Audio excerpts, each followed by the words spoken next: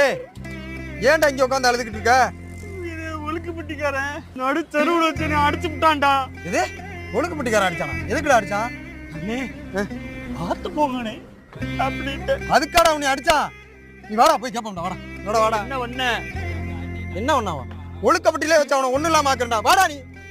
இன்னைக்கு மச்சான் அவனு ஒழுக்கப்பட்டி வச்சு கோர போறான்டா. ஏறா ஏறா. இன்னைக்கு அடே போடா, வீட்டுல முக்கில அருவா இருக்குடா, அடிச்சு போடா போடா.